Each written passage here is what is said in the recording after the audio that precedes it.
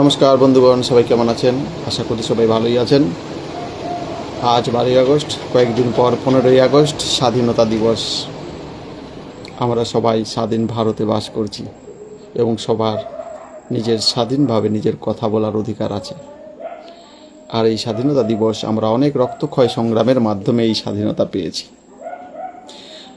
ভারত আমার, ভারতবর্ষ স্বদেশ আমার স্বপ্ন গো, তোমাতে আমরা লোভিয়া জনম, ধন্য হয়েছি ধন্য গো।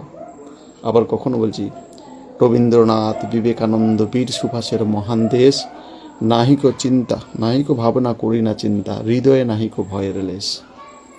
আজ রবীন্দ্রনাথ ঠাকুরের দেশে, আজ বিবেকানন্দের দেশে, বীর সুভাষচন্দ্রর দেশে আমরা বাস করছি।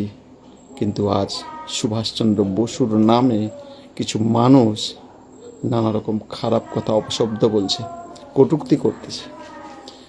সত্যি এই কবিতাটা শোনার পর মনের মধ্যে যে একটা সান্ত্বনা আসছে।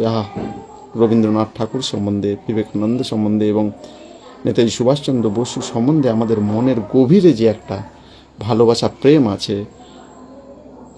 আজ সত্যিই খারাপ লাগছে যখন নেতাজি সুভাষচন্দ্র বসুর নামে অনেকে অনেক রকম কথা বলছে। এর আগে তো কোনোদিন এরকম হয়নি, এখন নতুন করে দেখছি।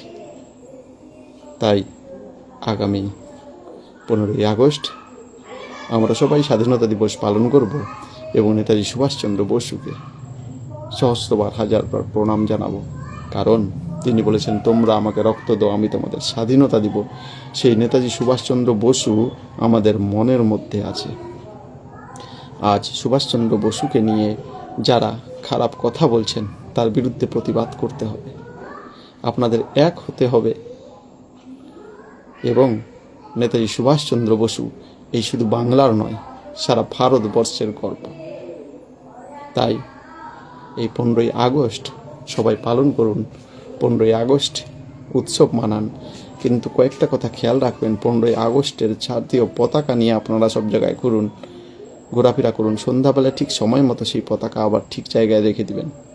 এবং আমরা অনেক রকম পতাকা রাস্তায় টাঙিয়ে রাখি, সেগুলো আবার 15ই আগস্টের পর ছিঁড়ে যেখানে সেখানে পড়ে থাকে। এরকম যেন না হয়, এগুলোও খেয়াল রাখতে হবে। এবং স্বাধীনতা অনেক রক্তক্ষয় সংগ্রামের পরে আমরা স্বাধীন দেশে আজ বাস করছি। ভগৎ সিং, চন্দ্রশেখর আজাদ, নেতাজি সুভাষচন্দ্র বসু, এদের জন্যই আমরা স্বাধীনতা পেয়েছি।